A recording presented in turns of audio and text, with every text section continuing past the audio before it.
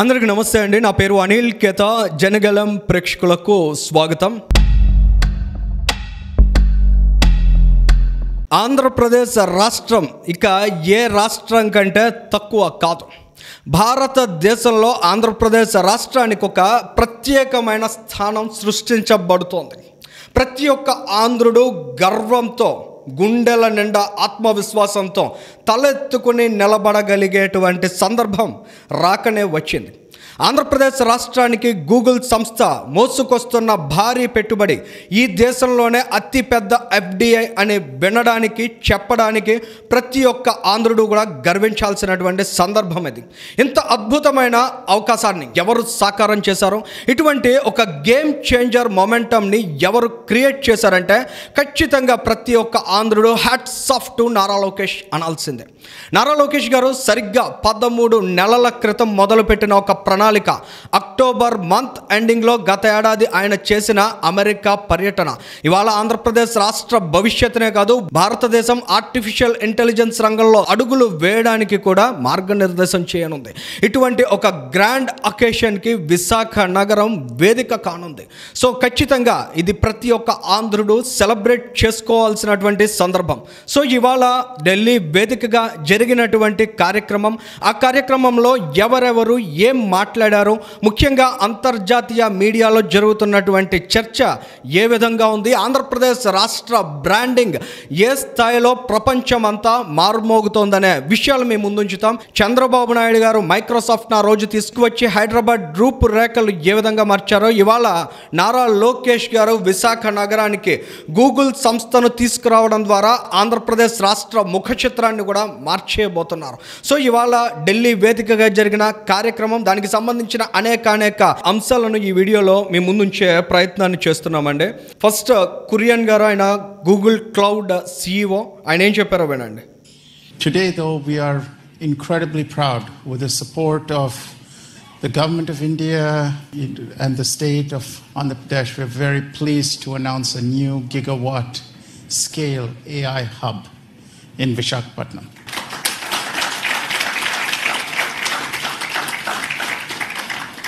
ఇది కదా proudest moment అంటే. ప్రతి ఒక్కరూ కూడా గర్వించదగ్గ క్షణాలంటే ఇవి కదా. ఒక దమ్మున్న నాయకుడు ఒక బలమైన అడుగు వేస్తే ఆ సౌండ్ రీసౌండ్గా ప్రపంచమంతా ఎలా వినిపిస్తుందనే దానికి ఇవాళ నారా లోకేష్ గారి చొరవ తాలూకా ఫలితాన్ని మనం చూస్తూ ఉన్నాం. ఇది నారా లోకేష్ గారు ఏడాది క్రితం ప్రారంభించిన ప్రయాణమని, అది ఇవాళ ఫలితాలను ఇస్తోందని గూగుల్ సంస్థ ఇండియా వైస్ ప్రెసిడెంట్ మాట్లాడుతూ చెప్పారు. ఆ విషయాన్ని కూడా ఒకసారి వినండి. Minister Lokesh, you have been leading this from the front. In fact, just to share with the audience, I think it all started when little more than a year back, you visited Google's headquarters in California, and then that was followed by, we had a meeting in Visakhapatnam probably a month after that. What's your vision now that we have announced the AI hub? How do we take this and translate that into real impact for the people? I think it's been an exciting journey. A lot of unsung heroes. Vikas is here, Yolan is here, Alex is here, Ashish are here. A lot of work has gone in, and all of us have worked hard, and your team has been fantastic to work with.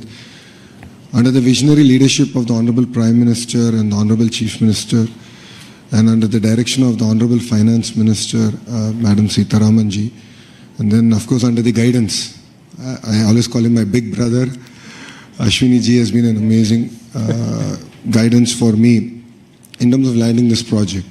చూసారు కదండి, నారా లోకేష్ గారిలో ఉన్న ఒక అద్భుతమైనటువంటి నాయకత్వ లక్షణంగా దీన్ని చూడాలి.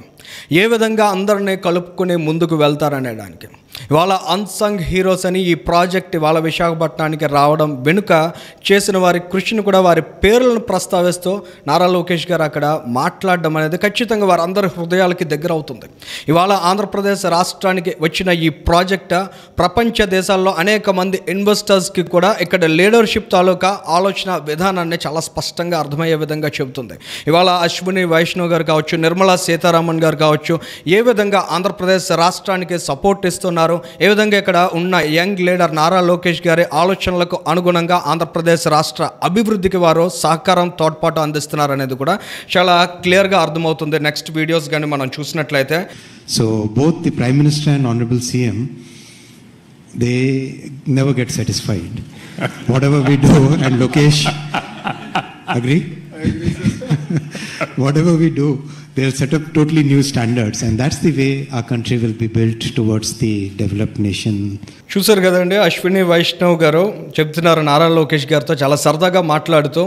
లోకేష్ గారు, అశ్విని వైష్ణవ్ గారు ఏ స్థాయి ఎఫర్ట్స్ పెట్టినా చంద్రబాబు నాయుడు గారు, ప్రైమ్ మినిస్టర్ నరేంద్ర మోదీ గారు సాటిస్ఫై అవ్వరు, ఇంకా న్యూ బెంచ్ మార్క్స్ని సెట్ చేస్తూనే ఉంటారని చెప్పారు. ఇక నిర్మలా సీతారామన్ గారు కామెంట్ చూడండి. Very interesting phases in Indian history where policy is pushing ahead much before many of the parties in the political arena are even ready to absorb it. They see the result, and as a result everybody has no other sense but to have their states where they are in power also to compete in this, which I think is eventually absolutely good for the country, because that's the kind of positive competition you want, and also that awareness that without these sort of enabling policies you're not going to be able to take India towards 2047 when we hope to have 2047 టార్గెట్ని achieve చేయాలంటే states యొక్క importance ఎలా ఉండాలి, states యొక్క spirit ఎలా ఉండాలి, states ఎంత positive challenges తోటి రకమైన టాస్క్స్ని టేకప్ చేయాలనేటువంటి భావం నిర్మలా సీతారామన్ గారి మాటల్లో చాలా స్పష్టంగా కనిపించింది. నారా లోకేష్ గారి చొరవ ఫలితంగా ఇవాళ ఆంధ్రప్రదేశ్ రాష్ట్రమే కాదు యావత్ భారతదేశం కూడా గర్వించదగ్గ సిచ్యుయేషన్ క్రియేట్ అయిందనే చెప్పాలి. ఎందుకంటే ఈ ఇన్వెస్ట్మెంట్ భారతదేశానికి రాకూడదు, దక్షిణ భారతంలో ఉన్నటువంటి ఆంధ్రప్రదేశ్ రాష్ట్రం ఇన్వెస్ట్మెంట్ని ఓకే చేసుకున్న తర్వాత అమెరికా అధ్యక్షుడు డొనాల్డ్ ట్రంప్ చాలా స్పష్టమైనటువంటి ఆదేశాలు ఇచ్చారు. అమెరికా ఫస్ట్ నినాదంతో ఆయన ముందుకు వెళ్తున్నారు. అందులో భాగంగా డొనాల్డ్ ట్రంప్ చాలా క్లియర్ అండ్ అగ్రెసివ్ లైన్ తోటే జూలై నెలలో మాట్లాడారు. ఆ తర్వాత కూడా ఆ ఇన్వెస్ట్మెంట్ ఇవాళ విశాఖ నగరానికి వస్తుందంటే $6 బిలియన్ అనుకున్న ఇన్వెస్ట్మెంట్ ఇవాళ $15 బిలియన్ వెళ్ళిందంటే ఏ స్థాయిలో ఆంధ్రప్రదేశ్ రాష్ట్రం మీద ప్రపంచ ఇన్వెస్టర్స్కి కాన్ఫిడెన్స్ పెరుగుతుందనే అంశాన్ని కూడా ఇక్కడ మనం ప్రత్యేకంగా అర్థం చేసుకోవాలి. ఇక రాయిటర్స్ సంస్థ అంటే ఒక బ్రాండింగ్ అనేదాన్ని ఏ విధంగా మనం అర్థం చేసుకోవాలి, ఒక బ్రాండింగ్ అనేది ఏ రకంగా క్రియేట్ అవుతుంది. విశాఖపట్నాన్ని పరిపాలనా రాజధాని చేస్తామంటూ కాలయాపన చేసిన నాయకత్వాన్ని మనం గతంలో చూసాం. దాని ద్వారా ఈ నగరానికి సంబంధించి ఒక సింగిల్ ఇంచ్ బ్రాండ్ కూడా ఇంప్రూవ్ అవ్వలేదు. కానీ నారా లోకేష్ గారు వేసినటువంటి అద్భుతమైన అడుగు ఇవాళ ప్రపంచ స్థాయిలో అంతర్జాతీయ మీడియా అంతా కూడా విశాఖపట్నం పేరును ప్రత్యేకంగా ప్రస్తావించే సిచ్యుయేషన్ క్రియేట్ చేసింది. మనం రాయిటర్స్కి సంబంధించిన కథనాన్ని ఇక్కడ చూస్తూ ఉన్నాం. ఏ విధంగా వాళ్ళు విశాఖపట్నం ఆంధ్రప్రదేశ్ రాష్ట్రానికి సంబంధించిన అంశాలను ఇక్కడ ప్రస్తావించారనేది. ఇక గూగుల్ CEO సుందర్ పిచాయ్ చేసిన ట్వీట్ని కూడా మీరు చూస్తున్నారు. Great to speak with Indian prime minister Narendra Modi to share our plans for the first ever Google AI hub in Visakhapatnam, A land mark development. Narendra Modi గారు కూడా ట్వీట్ చేశారు. ఆయన ట్వీట్ సారాంశాన్ని కూడా ఒకసారి మనం గమనించినట్లయితే, delighted by the launch of the Google AI hub in the dynamic city of Visakhapatnam, Andhra Pradesh.